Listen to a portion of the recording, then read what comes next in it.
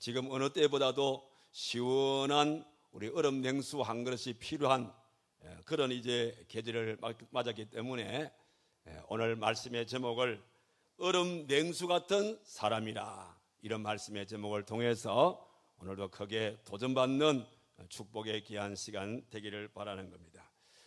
지금 계속적으로 삼복더위가 진행 중에 있습니다.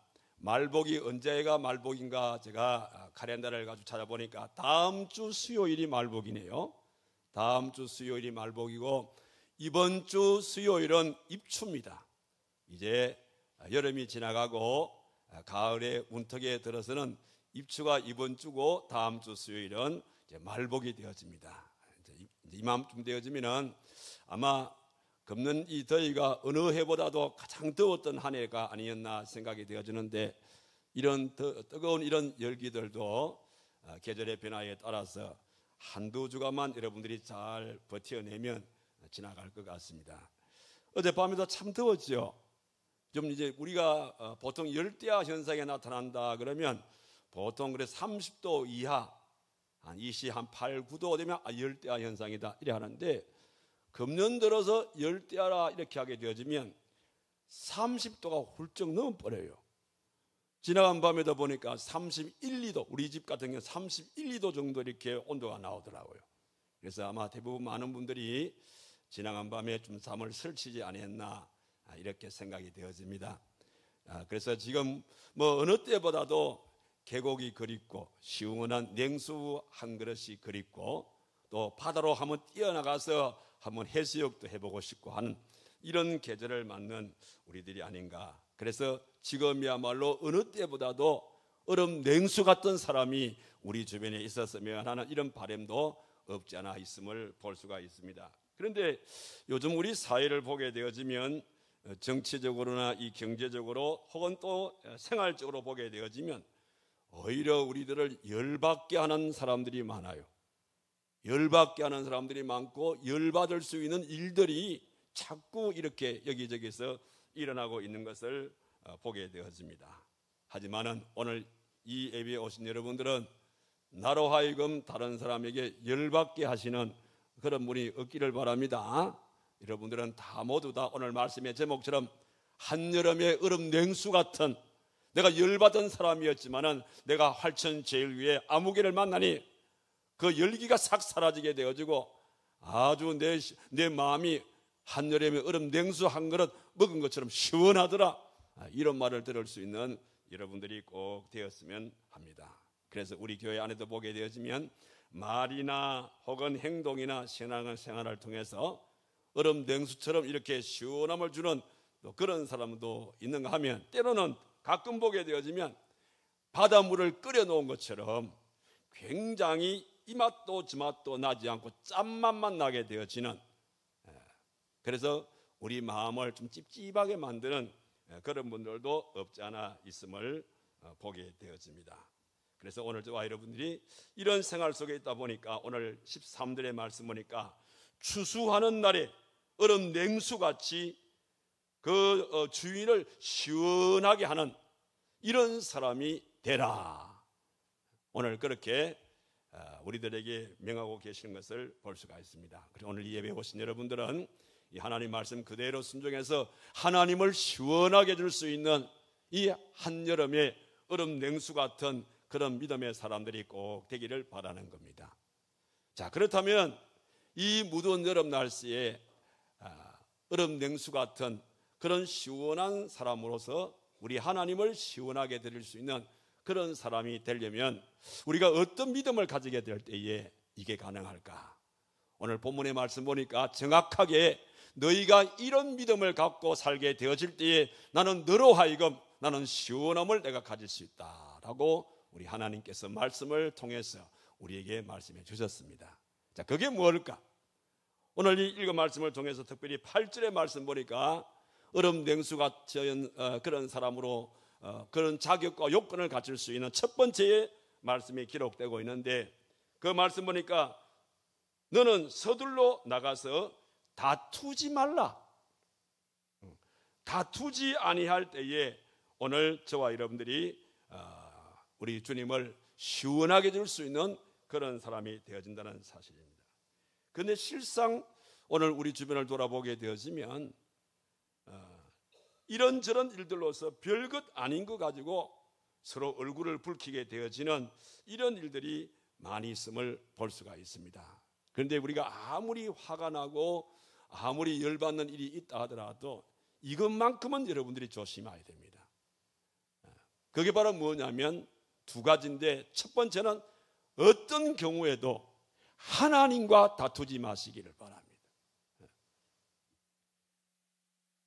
이사야서 45장 9절의 말씀 보니까 길거릇 조각 중 한 조각 같은 자가 자기를 지으신 이와 더불어서 다툴진대, 우리를 지으신 하나님과 다투게 되어지면 화 있을 것이다 라고 그렇게 말씀을 하고 있습니다. 그러니까 우리가 이 땅을 살아가면서 하나님과 다투게 되어지면 내 스스로 화를 자초하게 되어지는 그런 결과를 낳는다라는 사실이에요. 실질적으로 우리 성경 교사를 통해서 보게 되어지면 그런 개인과 나라가 있음을 보게 되어집니다. 하나님과 다투다가 멸망한 나라가 있지요. 어떤 나라입니까? 성경 속에 나오는 아수르라는 나라와 바벨론 그리고 애굽이란 이런 나라들이 하나님과 다투다가 멸망받았던 것을 알 수가 있습니다.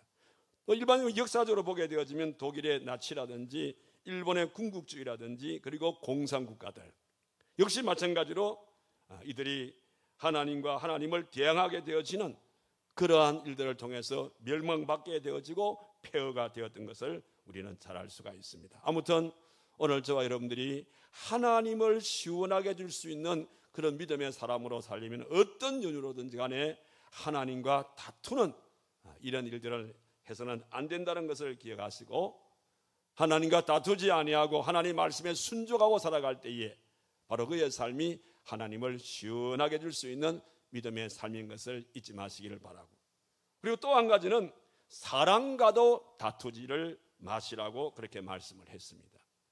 잠언서 26장 21절 말씀 보면 숯불 위에 숯을 더하는 것과 타는 불에 나무를 더하는 것 같이 다툼을 좋아하는 자는 시비를 일으킨다. 또 잠언서 29장 22절의 말씀에도 보니까 노하는 자는 다툼을 일으키고 성내는 자는 범죄함이 많으니라, 그렇게 말씀하고 있음을 보게 되었습니다. 요즘 우리 이 주변을 보게 되어지면 정신질환자의 수가 점점 많아지고 있다는 의사들의 얘기입니다.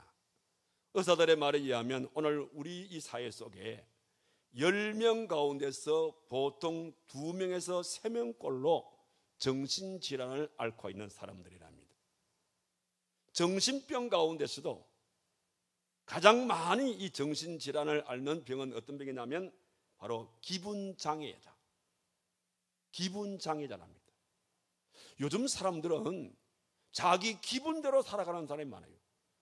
그래서 기분에 따라서 죽고 살게 되어지고, 기분 따라서 울기도 하고 웃기도 하고, 기분 따라서 이런저런 행동을 취하는 것을 볼 수가 있습니다.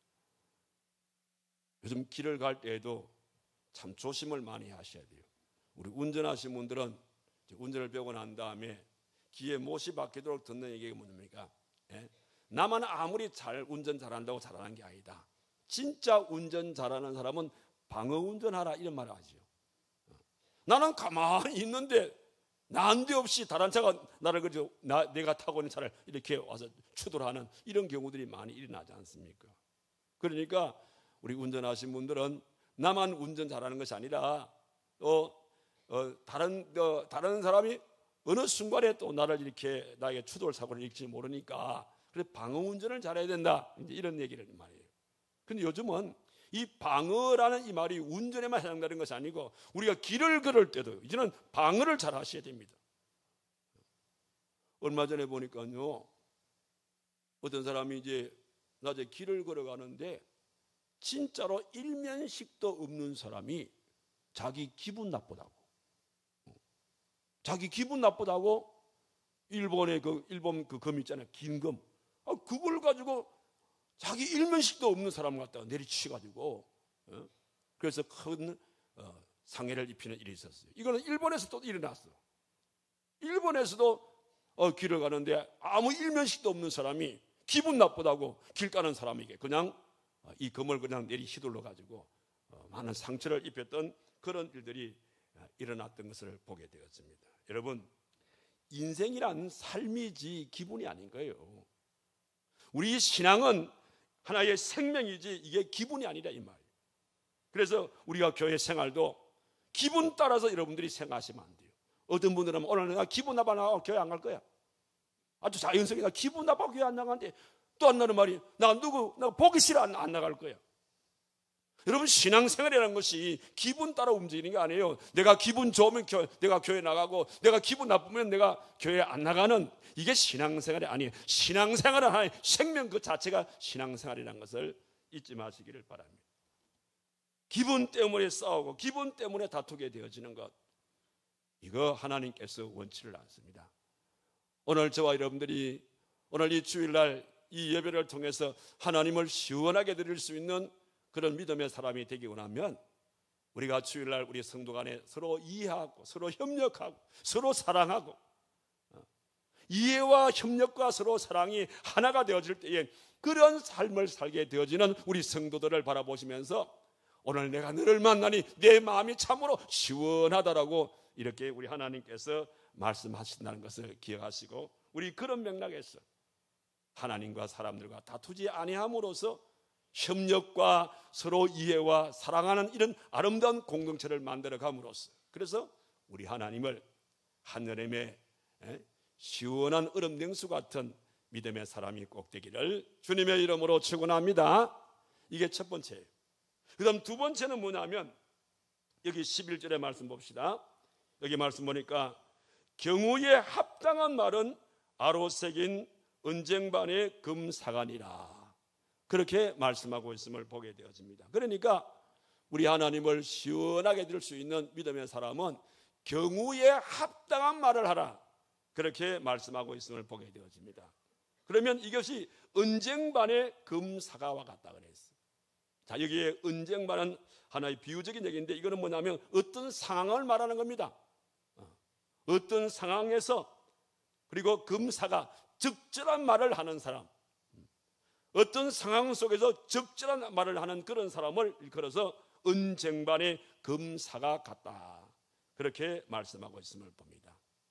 그럼 여기에 합당한 말이라는 것은 뭘 말합니까? 합당한 말이라는 것은 격에 맞는 말, 다시 말씀드리면 그 사람의 격에 맞는 말로서 그를 격려하고 그를 칭찬해 주게 되어지는 이런 말. 여러분, 사람의 말은 참 매우 중요합니다. 왜 그런가 하면 말 한마디로 그 사람을 살릴 수도 있고 그 사람을 죽일 수도 있기 때문인 겁니다. 그리고 우리 옛말에 말 한마디로 천냥빛을 갚는다, 그런 얘기가 있지 않습니까? 더욱이 이 부분을 우리가 좀 과학적으로 조금 더 생각해 보게 되어지면, 과학자들의 말에 의하면 우리의 이 뇌세포가 말이요, 우리의 이 뇌세포의 96%가 말의 지배를 받는답니다. 자, 이거 의학적으로 제가 잠시 조금 말씀드리면, 자, 우리 신체를 보게 되어지면 우리 이 머리 안에 이 뇌가 있잖아요. 뇌가 있고, 이 뇌는 이 뇌세포라는 거 있어요. 뇌세포. 이 뇌세포는 어떤 우리의 모든 생각과 우리의 말과 행동을 다 이렇게 컨트롤해야 하는 이런 그런 하나의 그 박스라 생각하시면 됩니다. 그러면 이 뇌가 어디와 연결되어 있냐면 우리 이 뇌가 척수신경으로 연결되어 있어요. 중추신경이 되어 있고 척수신경으로 연결되어 있는데, 여러분, 척수신경이라는 것은 뭘 말하냐면 우리 여기에 척추라는 게 있지 않습니까? 그러니까 뇌와 뇌세포와 연결되어져 있는 이 신경인데, 이게 척수신경인데 이 척추를 따라 쭉 내려오면서 우리 몸 전체적으로 이 신경이 이 모든 신경이 척수신경과 다 이렇게 연결되어 있습니다. 그러니까 여러분들이 어떤 말을 하게 되어지면 뇌세포가 그걸 감지를 해가지고 척수신경으로 그 내용을 전달하는 겁니다. 예를 들어서 나 오늘 너무너무 기분이 나빠 이러면 이 척수 이게 뇌 세포가 딱 입력을 받아가지고 이 척수신경으로 하달합니다. 우리 주인님께서 되게 오늘 화가 나 있다. 뭐 때문에 화가 나? 이것 때문에 화가 났다. 그러면 이 신경들이 딱 그게 알아서 자기들이 딱 처리합니다. 화났다. 화났을 때 자기들이 뭘 해야 될 것인지 이 신경들은 다 알고 있는 거예요. 그래서 우리 모든 몸이란 것은 결국은 따지고 보게 되어지면 말에 의해서 결정이 된다는 거예요. 내가 긍정적인 말을 하면 내 몸 전체가 긍정적으로 움직이고, 내가 부정적으로 내가 말하게 되면 부정적으로 우리 몸이 다 움직이게 되어지고, 맨날 여러분들이 죽겠다 그러면 아이고 우리 주인님이 죽겠다 그러면 우리 다 같이 죽자 이렇게 생각하는 거예요. 그러면 죽는 흉내를 내는 겁니다. 그럼 우리 모든 세포가 다 이렇게 자기 구실을 못해요. 아무리 힘들고 어려워도 나는 할 수가 있다, 나는 해낼 거야 하면은 안 될 건데 주인님이 한다 그래 우리도 같이 하자 이런 식으로 쉽게 말씀을 드리면요, 모든 우리의 몸 전체가 생각과 그 다음에 우리의 마음과 그 다음에 우리의 말과 행동 모두가 이렇게 해서 말을 하게 되어지면 그 말이 뇌신경을 통해서, 뇌세포를 통해서 이 척수신경을 통하여서 온몸에 이렇게 번지게 되어지고 그것이 우리의 행동으로 옮겨지게 되어진다는 거예요.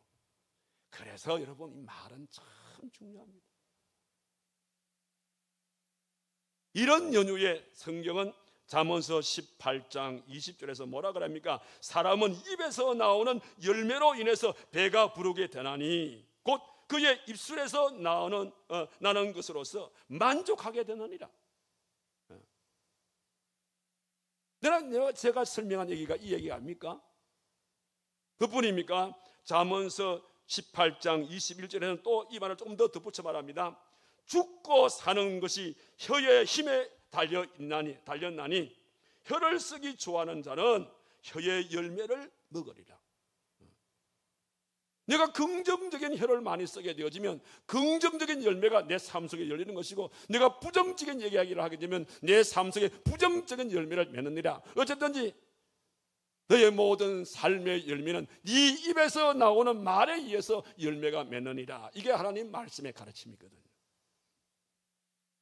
이는 신약성경 베드로전서 3장 10절의 말씀에도 비슷한 얘기가 나옵니다. 생명을 사랑하고 좋은 날 보기를 원하는 자는 보세요, 혀를 금하여 악한 말을 그치며 그 입술로 거짓을 말하지 말라. 네가 참으로 좋은 날 보기를 원한다면 절대적으로 네 입에서 악한 말 하지 말라 이 말입니다. 누구를 해하는 말 하지 마라 이 말입니다. 안 되는 말 하지 마라 이 말입니다. 그래야만이 네가 결과적으로 잘 될 것이다. 그러니까 우리가 이 언어 생활에는 굉장한 지혜가 필요하다는 것을 잊지 마시기를 바랍니다. 자, 그렇다면 우리 성도들, 그럼 우리 성도들의 이 합당한 말, 우리 성도들이 서로 이 교회 안에서 우리의 생활 속에 합당한 말을 어떤 말을 할 때에 합당한 말을 하는 성도냐? 가장 먼저는 자신의 말을 절제할 줄 아는 사람의 말, 이게 바로 교회 안에서 합당한 말을 하는 성도의 모습인 것입니다. 여러분, 우리 옛말에 그런 말 했잖아요. 말이 많으면 뭐가 많다 그래요? 말이 많으면 실수가 많아요. 사실은 보세요, 아무리 좋은 말이라도요, 절제하지 못하는 말은 오히려 그 말은 독이 됩니다. 여러분, 우리가 몸이 아플 때에 병원에 가서 주사를 맞기도 하고 또 약을 또 우리가 사서 드시기도 하잖아요. 그 우리 약을 왜 먹습니까? 여러분, 약을 내 몸이 나쁘라고 약을 먹어요? 내 몸이 좋아지라고 약을 먹어요? 내 몸이 좋아지라고 약을 먹잖아요. 그렇잖아요. 그런데 아무리 좋은 약이라도 그 약이 좋다고 너무 약을 남용을 하게 되어지면 그 좋은 약은 내 몸에 독이 될까요? 아니면 내게 이익이 될까요? 아무리 좋은 약이라도 필요 이상으로 많이 남용을 하게 되어지면 오히려 그것이 독이 된다니까요. 우리의 말도 마찬가지라. 특히 우리 부모님들 잘 새기십시오. 부모님들이 자식을 사랑한다는 그러한 예로 내가 우리 자녀를 사랑하기 때문에 우리 자식이 이렇게 자라주기를 바라는 그런 마음으로써 이것저것 우리 자식들에게 내가 너에게 너 잘되라고 내가 이 말하고 내가 너 잘되라고 이 말한다고 귀에 못이 박히도록 같은 말을 자꾸 한단 말이에요. 그러면 자식이 부모가 아무리 좋은 말을 한다 하더라도 그게 한두 번 좋은 말이지 같은 말을 계속적으로 자식한테 눈만 뜨면 그 이야기하게 되어지면 어느 자식치고 그 부모님 말씀을 좋은 말씀 받을 자가 누가 있어요? 아무리 좋은 말이라도 자꾸 하게 되면 또 잔소리 하냐고. 그게 잔소리로 바뀐다니까. 그러니까 그 아이에게는 뭐냐면 이게 자기의 삶에 유익한 말이 아니고 오히려 내 생활 속에 오히려 독을 붓는 것과 같다 이 말입니다. 그렇기 때문에 우리들에게는 절제 생활이라는 게 참 중요한 거예요. 실질적으로 말에 있어서 미국의 펜실베니아의 어느 한 대학에서 이 말에 대한 은의에 대한 연구 조사를 한 적이 있었어요. 사람이 살아가면서 하루를 살면서 우리의 모든 말들 가운데서 주로 어떤 말들을 많이 하고 살까? 누구나 할 것 없이 하루에 많은 말들 가운데서 평범한 사람들에게도 하루에 어떤 말들을 주로 많이 할까 하고 연구 조사를 해보니까 일반적으로 3가지 분류로 이게 결과가 나왔어요. 첫 번째 말들은 어떤 말들이냐면 남에게 해를 끼치는 말, 남에게 유익을 주지 못하고 오히려 남에게 이렇게 해를 끼치는 이런 말들을 우리는 하루를 살면서도 하는데 그런 말들을 우리가 100%로 볼 때 몇 %가 그런 말들을 주로 하느냐면 48.7%예요.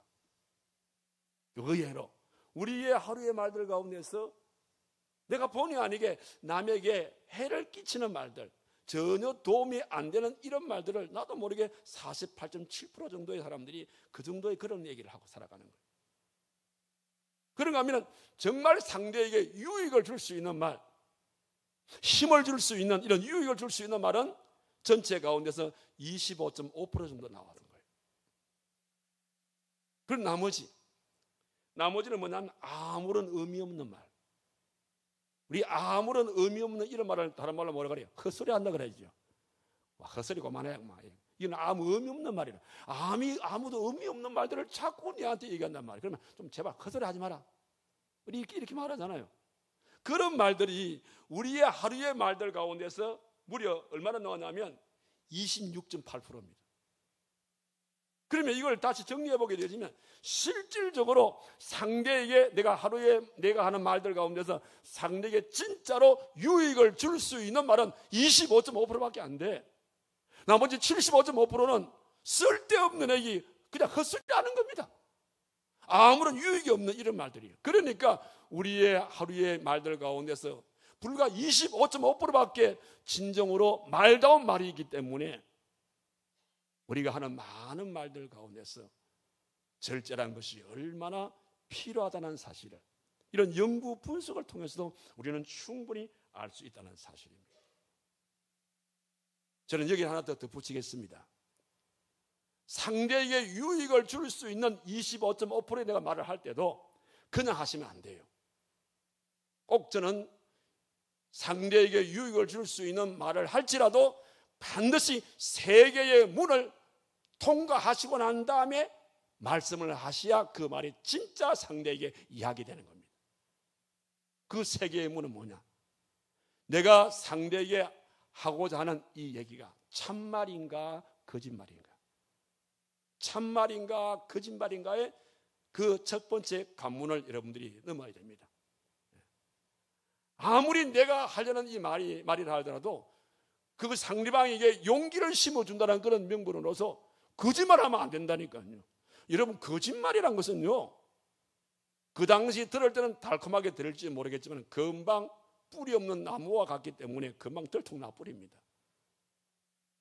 그러면 오히려 상대에게 더 큰 실망을 주는 거예요. 그러니까 상대에게 내가 꼭 유익한 말이라 할지라도 내가 하고자 하는 이 말이 참말인가 거짓말인가를 한번 살펴보시고, 거짓말 같으면 절대 해서는 안 돼요. 근데 참말이라 할지라도 두 번째 가문입니다. 이 참말이라 할지라도 이 말이, 내가 이 말을 했을 때에 상대에게 이 말이 진짜 필요할까? 참말이라 할지라도 내가 하는 이 말이 이 상대에게 필요할까? 필요하지 아니할까? 그걸 한번 생각해 보십시오. 그래서 아무리 좋은 말이라 하더라도, 이게 참말이라 하더라도 상대에게 필요성이 없는 얘기를 해버리게 되어지면 오히려 상대는 더 부담스럽게 생각하고 오히려 그것이 자기에게 잔소리로 들릴 수가 있어요.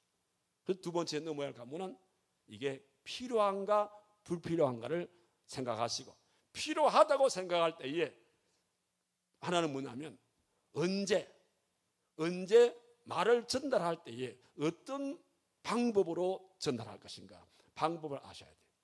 여러분, 아무리 이게 참말이고 아무리 상대에게 필요한 말이라도 전달하시는 분이 뿔뚱하게 그냥 화낸 얼굴로 전달하게 되어지면 본질은 사라져버리는 겁니다. 그 사람의 머릿속에는 와, 나보고 인상 쓰지? 내가 당신한테 뭐 잘못했다고 이 얼굴을 인상 쓰고 나한테 이런 말해? 이렇게 왔다니까요. 그러니까 정리를 하면은 참말이라 할지라도, 그 말이 진짜 상대에게 필요한 말이라 할지라도 전달할 때에는 최대한의 겸손하게, 최대한 친절하게, 최대한 아름다운 그런 모습을 통해서 전달하게 되어질 때 이게 정확하게 전달이 되어진다는 겁니다. 이것이 바로 성도가 적당한 말, 즉 다시 말해서 이렇게 절제할 줄 알고 꼭 필요한 말을 하게 되어지는, 이러한 모습으로 상대를 대하는 이런 사람들을 하나님께서 뭐라냐, 한여름의 얼음 냉수 같은 내게 시원함을 주는 사람이다, 나의 아들 딸들이다, 이렇게 우리 하나님이 인정해 주시겠다는 겁니다. 그래서 여러분들 이 말씀을 통해서 내가 얘기하고 싶은 상대에게도 한여름의 얼음 냉수처럼 시원함을 줄 수 있는 사람이 되시고, 근본적으로는 이런 아름다운 삶을 통해서 하나님께 시원함을 줄 수 있는 그런 믿음의 사람으로 살아가시는 여러분들이 꼭 되시기를 주님의 이름으로 축원합니다. 그 다음 또 한 가지는 뭐냐면, 우리 성도들이 아무리 우리가 합당한 말을 할지라도 해야 할 말이 있고 해서는 안 될 말이 있어요. 우리가 절제도 하겠지만 절제하는 가운데서 해야 할 말이 있고 해서는 안 될 말이 있다는 사실입니다. 자, 조금 전에 내가 세 개의 문을 말했지 않습니까? 그러하는 그 바탕을 깔고 한번 여러분 생각해 보십시오. 그래서 아무리 좋은 말이라도 경우에 합당한 말이 있고 또 그 경우에 거북스러운 그런 말이 있다는 것입니다. 그래서 이런 말이 있습니다. 공중을 향해서 함부로 말하는 것보다 차라리 돌을 던져서 상대에게 상처를 입히는 게 더 낫다. 이게 무슨 뜻입니까? 우리가 어떤 말을 하게 되었을 때에 정말 말을 해서는 안 될 말이 있지 않습니까? 금도를 넘어서 안 될 말이 있지 않습니까? 특히 우리 부부들 간에서 자식과 부모 관계, 아무리 그 말이 좋은 말이라 하더라도 넘어서 안 될 말이 있는 겁니다. 여러분, 부부 싸움 가운데서 가장 치열한 싸움이 어떤 경우인 줄 아세요? 어떤 경우에 우리 여성들 남편과 부부 싸움을 할 때 남편이 어떤 말을 할 때 제일 기분 나빠요? 이거 통계해 보니까요, 부부 싸움 할 때에 남편이 아내에게 어떤 말을 할 때 제일 아내가 화를 내냐면 친정 얘기할 때, 친정에 대해서, 우리 친정의 가족들의 우리 친정에 대해서 뭐 이렇게 저렇게 좋은 거는 빼버리고 나쁜 거를 자꾸 얘기할 때에 친정을 가서 욕을 하게 되어지면 아내는 죽을 똥 살똥 덤빕니다. 똑같아요. 남편이 어릴 때 제일 화가 나는 줄 압니까? 시댁에 나쁜 얘기할 때에, 시댁에 나쁜 얘기할 때에, 그때에 남편은 아내에게 굉장히 화를 내는 겁니다. 이 금도를 넘어서는 안 됩니다. 그런데 정말 안 해야 할 말이 있잖아요. 부부싸움을 하든지 뭘 하든지 진짜 안 해야 할 말이 있습니다. 아무리 화가 나고 아무리 어떤 환경이라도 아무리 여러분들이 말을 하고 싶어도 이 말만큼은 여러분들 알잖아. 이 말만큼은 내가 절대로 안 할 거다. 안 해야 됩니다. 언제까지? 무덤에 갈 때까지 안 해야 되죠. 왜냐하면 이 얘기입니다. 여러분, 아닌 말로 우리 몸에 상처를 입히는 이 상처는 날 것들은 아프지요. 그러나 몸의 상처는 시간이 흘러가면 낫습니다. 나가면 끝나는 거예요. 그런데 말에 의해서 내 마음의 상처, 내 마음에 받은 상처는 낫지를 않습니다. 제가 그 얘기하는 겁니다. 차라리 상대가 미우면 차라리 한 대 때려버리든지, 그 상처는 시간이 흐르면 낫는다 이 말이. 그런데 안 해야 할 말을 갖다가 상대에게 해버리면 그 말의 상처는 우리 마음 깊숙이 상처를 내기 때문에 이건 약도 없어요. 약도 없기 때문에 그 상처는 영원히 가는 거예요. 하나님께서 특별하게 관여하지 않게 되어지면 인간의 노력과 인간의 어떤 힘으로는 절대적으로 마음에 받은 상처는 아물지 않습니다. 이 점을 여러분들이 꼭 명심을 하셔야 돼요. 이 교회 안에서도 마찬가지입니다.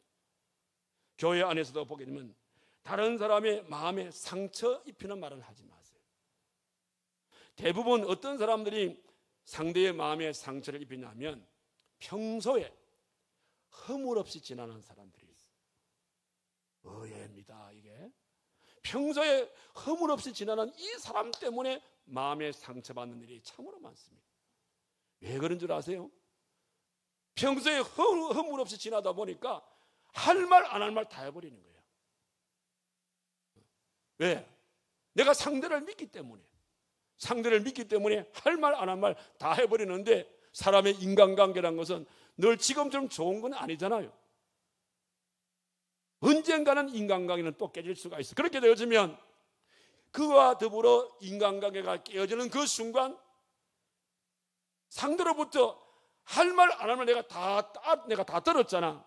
그러면 상대가 미운 마음이 들게 되어지면 평소에 나한테 좋은 말 한 거는 다 사라지게 되어지고, 평소에 하나씩 덕 던진 그 말이 결과적으로 나쁜 말이 있을 때에는 그 말을 내 마음에 딱 간직했다가 상대와 사이가 안 좋을 때에 그 얘기를 거기서 해버리는 거예요. 당신 남편에게 이런 말 했잖아. 당신 자식한테 이런 말 했잖아. 내가 자식들한테 당신 엄마가 이 말을 내가 전해줄까? 이런 식으로. 그런 약점을 딱 잡고 그걸 자꾸 상대를 괴롭히는 겁니다. 그러면 그 말이 평생 동안 그 마음의 상처가 아물지 않습니다.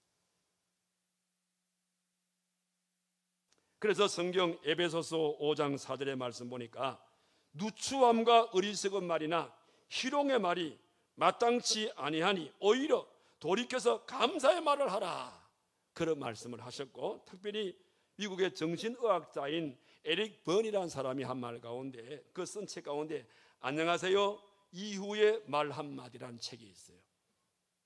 안녕하세요 이후의 말 한마디라는 책이 있는데, 그 얘기가 어떤 얘기냐면, 우리가 사람을 만나게 되어지면 우리 인사한다 합니까? 미국 사람은 굿모닝, 하이 이런 식으로 평범하게 그냥 말합니다. 그런데 그 사람하고 밀접한 관계를 맺기로 난다면 굿모닝, 하이 여기 끝나는 게 아니에요. 안녕하세요 라고 했으면 그 다음 한마디가 그 사람과의 관계를 새롭게 만들어주게 되어지고, 그 안녕하세요 그 다음에 던지는 그 말 한마디가 그 사람의 인생을 바꿔주는 겁니다. 예를 들면 아주 힘을 잃은 사람, 어떤 일로 힘을 잃은 사람한테 이렇게 합니다. 안녕하세요, 집사님. 당신은 할 수 있을 겁니다. 분명히 해낼 겁니다. 이겨낼 수 있습니다. 아, 집사님이 어떤 사람인데요? 이런 식으로 안녕하세요 다음에 던진 그 말 한마디가 상대의 마음을 변화시키기 시작하는데요. 일반적으로 그러한 이 흐름이 3개월 정도 지나니까요, 진짜로 말대로 되더랍니다. 진짜로. 이게 바로 뭐냐면 에릭 럴이라는 사람이 그 경험을 담아가지고 쓴 자기 책에서 한 얘기입니다. 그래서 책 제목을 아예 안녕하세요 이후 한마디 이 얘기예요. 이것이 오늘 우리 교회가 하고 있는 미인 대칭 운동입니다. 저는 분명히 믿습니다. 우리 교회가 이 미인 대칭 운동을 지금 보세요. 연초에 하고 지금하고 여러분 얼굴 표정이 얼마나 많이 바뀐 줄 압니까? 연초에 여러분들 얼굴을 보면요, 내가 겁이 났다니까요. 그런데 지금은 여러분들 얼굴을 보게 되면 많이 화사한 얼굴로 바뀌었다니까요. 사람이 여유가 있어. 처음에는 여러분 얼굴 보면 여유 자체가 없어요. 말 건너기가 진짜로 무서울 정도였어. 그런데 지금은 그렇지 않아요. 이게 안녕하세요, 우리가 서로 이 미인 대칭 운동을 통해서 서로 미소 지으면서 인사하고 그러면서 대화하면서 칭찬하다 보니까 그게 때로는 상대방이 뭐 입에 발린 말이라도 자꾸 그 얘기를 듣다 보니까 나도 모르게 내 삶이 그리 바뀌어가고 있는 거예요. 한 1년 정도만 지나게 되어지면 아마 우리 교회 성도들이 많이 변화될 줄로 믿습니다. 이렇게. 그래서 좋은 말일 때 이것이 해야 할 말인가 하지 말아야 될 것인가를 우리가 분명히 알고, 그래서 해야 할 말들을 하게 되어지고, 아무리 좋은 말에도 지금이 해서는 안 될 말이라면 안 하게 되어질 때에 이것이 상대에게 그 마음을 시원하게 해주는 것이고, 더 나아가서는 하나님의 마음을 시원하게 될 수 있는 그런 믿음의 성도가 된다는 겁니다. 이런 아름다운 삶을 통하여 나의 이웃과 하나님을 시원하게 해줄 수 있는 한여름의 얼음 냉수 같은 여러분 되기를 주님의 이름으로 축원합니다. 마지막 하나는 여기 보니까 13절의 말씀 보니까 또 한 가지의 조건이 나옵니다. 그게 뭐냐면 충성된 사자. 충성된 사자는 그를 보낸 이에게 마치 추수하는 날의 얼음 냉수 같아서 능히 그 주인의 마음을 시원하게 하느니라. 그렇게 말씀을 했어요. 그러니까 여기에 충성이라 이 말은 하나님께서 맡겨주신 그 일에 대해서 최선을 다할 때에 이 말입니다. 다시 말씀드리면 우리 주님을 기쁘게 줄 수 있는 충성이라는 것은 주님 앞에서뿐만 아니라 사람들 앞에서도 맡겨주신 그 일에 대해서 항상 최선을 다해서, 그래서 모든 이들에게 인정받고 그들에게 칭찬들을 수 있는 이런 믿음의 삶을 살게 되어질 때에, 이런 뜻입니다. 자, 이런 맥락에서 볼 때에 우리 주님께서 고린도전서 4장 2절에서 뭐라 그랬습니까? 그래서 맡은 자에게 구할 것은 충성이라 그랬잖아요. 또 그런가 하면 계시록 2장 10절의 말씀 보니까 네가 죽도록 충성하라, 그리하면 내가 생명의 면류관을 주리라, 그렇게 말하지 않았나 이 말입니다. 자, 그러면 여기서 말하는 이 충성이라는 것이 왜 이것이 믿음과 연결되냐 하면요, 원래 이 충성이라는 이 말이 이 헬라어는 뭐냐면 이 피스티스란 말인데, 이 피스티스라는 이 말은 페이소라는 말에서 온 거예요. 이 페이소라는 말의 뜻은 뭐냐면 믿는다는 뜻이거든요. 그럼 피스티스라는 이 말은 페이소라는 말에서 온 것인데, 그러니까 이 피스티스라는 말은 충성이고 거기서 온 이 다른 그 페이소라는 말은 믿음이기 때문에 결과적으로 충성이라는 말과 믿음이라는 말은 결국은 같은 뜻이다, 이런 뜻입니다. 그러니까 충성이라는 것은 다시 정리를 하면 어느 때의 충성심이 나오냐면 상대를 전적으로 믿을 때 이 말입니다. 우리가 하나님 앞에 하나님의 일에 충성심이 나오는 것은 내가 믿는 하나님을 전적으로 믿는 겁니다. 하나님의 말씀을 1.1하기도 변함이 없다. 이것은 하나님 말씀이다. 하나님께서 나에게 이렇게 명하셨기 때문에 나는 이 말씀에 내가 근거해서 내가 이렇게 일하겠노라. 이걸 일컬어서 바로 충성이라 이렇게 말하는 겁니다. 충성의 얘기가 나왔으니까 하나의 얘기를 소개하고 오늘 말씀을 마치겠습니다. 여러분, 과거 지난 주 79년경에 이탈리아 그 폼페이라는 한 섬에서 일어난 여러분들 화산 사건 아시죠?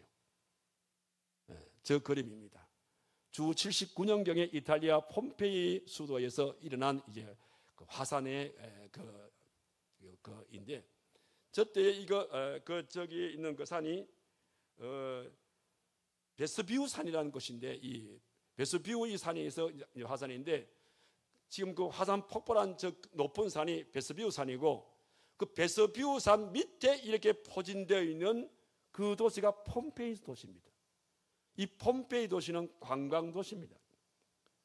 여러분, 79년경에 이게 1700년 이제 이후에 폼페이